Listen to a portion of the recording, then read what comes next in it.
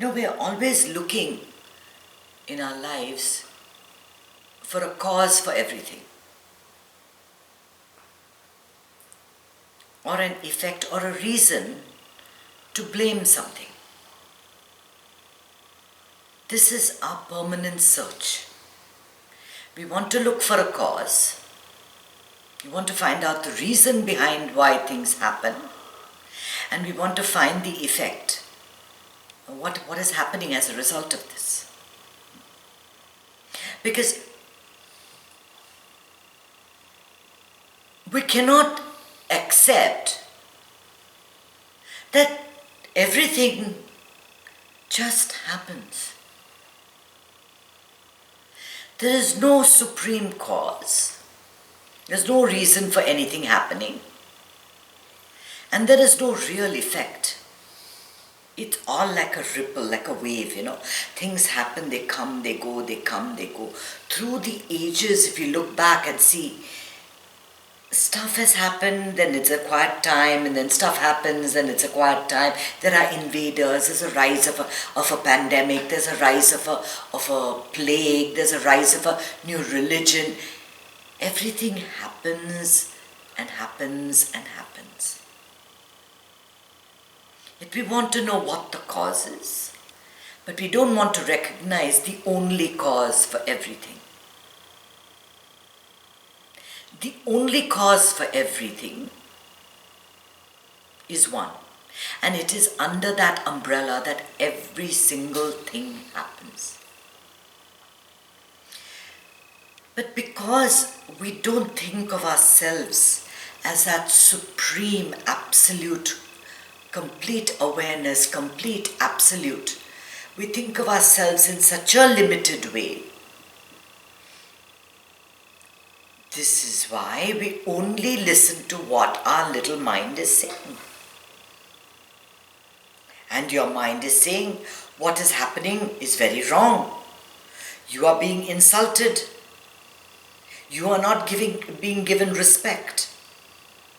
Your views are not respected at all. People are taking your money away from you. Everyone thinks that the color of your skin is bad. They're calling you names. You're not amounting to anything. There's not enough money to live today. You're not wealthy enough to buy a car. Your kids are expecting too much from you. Your husband is rude to you. Nobody is cooking your meal for you. Now, out of all the things I said, do at least 5 or 6 apply to you? Yes or no?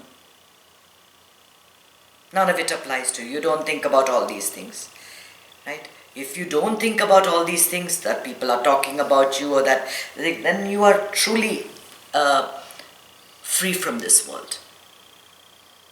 You're truly free from this world, because then you're saying nothing matters. It's all okay. Everything is fine. I don't care what happens. That is the opposite.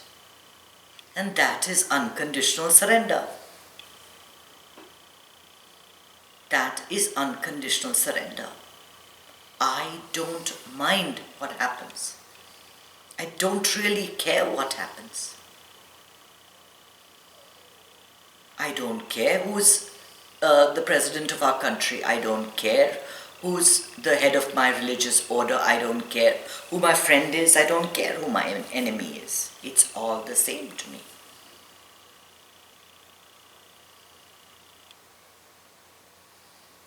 But we're not like that. We want to control what's happening. We want to be in charge. We cook that meal and we don't want to be told that the salt was not enough. Because I cooked that meal. This body with this hand, using the techniques in my head.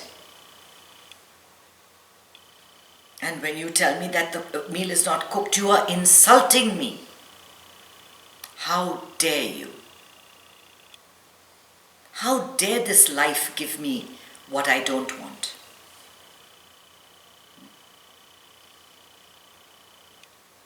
We want so many things. We want so many different things from our lives.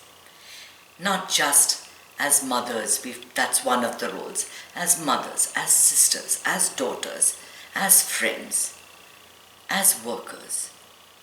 We wear so many different hats. And in each one of these roles that we perform, we have certain mental ideas that either we got from our own experience or we saw in others, and we believe that we deserve. And now, when it's getting delayed, when the contract is not coming through, when the contract is getting not signed, when you can't get on a plane to go on a vacation, when you have to get injections to get into a certain place, oh, I don't like that. I don't like it. This is a crazy world. All of us say that, right? Our life is crazy. You ask anybody, how was your day? Most people think it's really cool to say, oh my God, I'm crazy busy. I had a crazy busy day. Because all through the day you're resisting. You're doing your work, but you want to drink the coffee. You're drinking your coffee, but you're also cooking dinner. You're cooking dinner, but you're also looking up at the TV screen and seeing what the news is. We're merging activity to activity, one into another. All the time this stimulation is coming. And every time you see something, every time anything happens in your life, it's not as if you're statically viewing it, saying, okay, today this person is saying that there's going to be wildfires in California. Immediately you hear wildfires, oh, I was planning a trip to California. Now I don't know whether I can plan that trip. My son lives in California. My daughter lives in California. My friends live in California. We are talking to ourselves no matter what happens in our life. And it's not your life situation that's causing you the mental turmoil, that's causing you the mental stress. It is everything you see, every experience you have. Every single experience you have.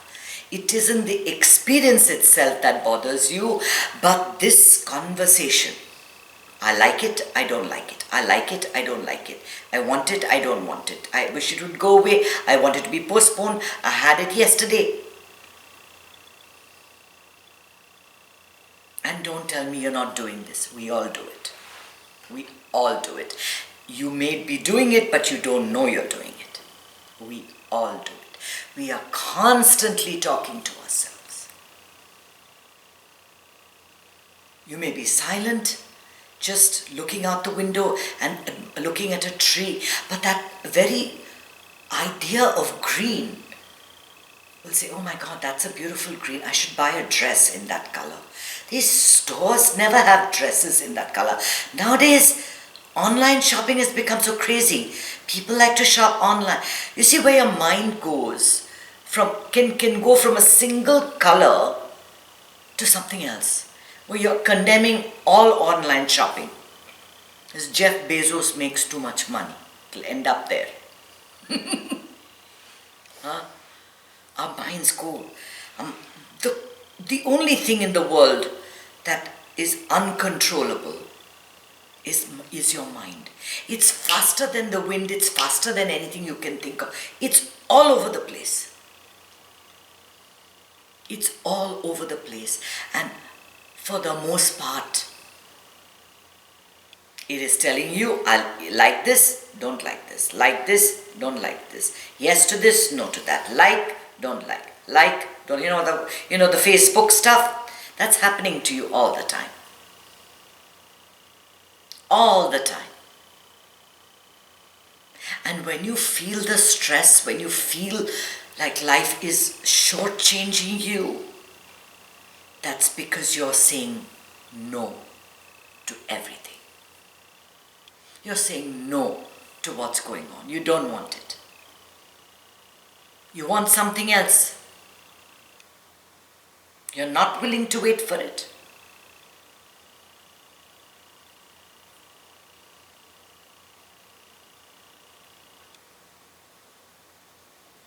The trick to eternal happiness, to always remain in a state of supreme peace and supreme equanimity, is to replace the no with a yes.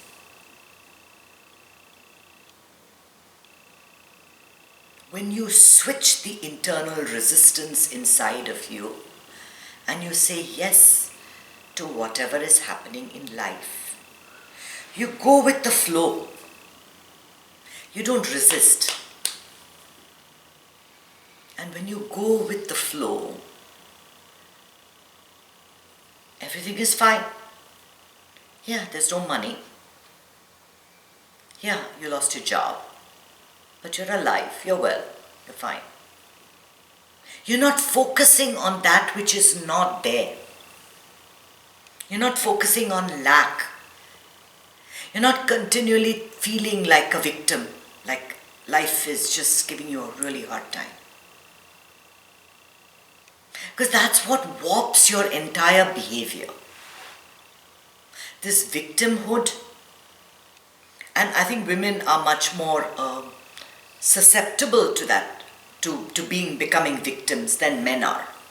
You know, it's in the nature of how women are raised, at least in my country, to be self-sacrificing, and you're there for your family, for your needs are not important, your children, your children's children, and your children's parents, and your children's boyfriends and girlfriends, and everybody else matters except you, right?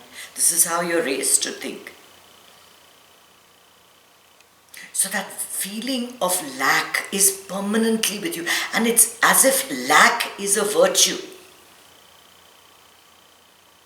But no one can take away that internal vibration, that sadness that comes from feeling lack. When you feel lack, when you feel you don't have something, there is a sadness because it is less than normal. That means this moment is not perfect.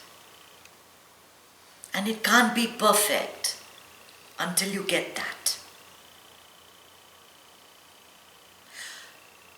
So we have to wake up to our own nature. What are we saying to ourselves? How are we judging those who don't think like us? Are we considering ourselves as a single unit, me, and then there's the rest of this world? You're in battle with, 7 billion others. Or you're in conjunction with it all and just accepting life. Something comes, something goes. Something comes, something goes. It's all right. Whatever happens, if you make a commitment to yourself that happiness is my birthright, it takes time to get back to the center. I don't deny it.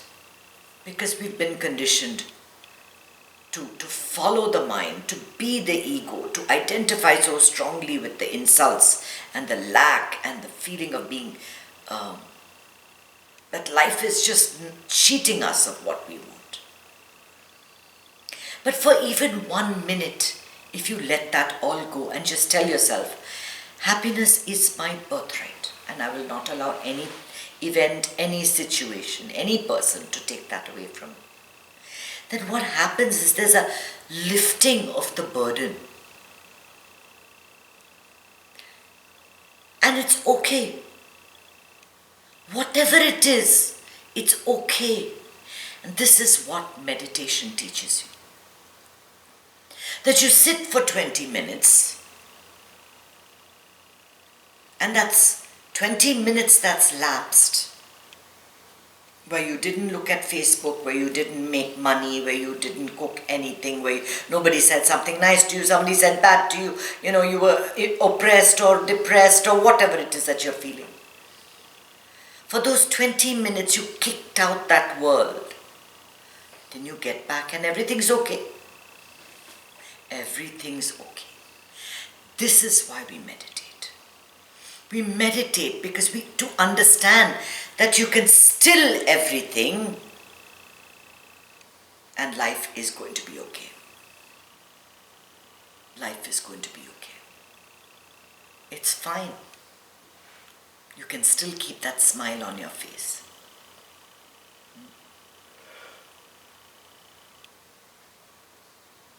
Om Namah Shivaya.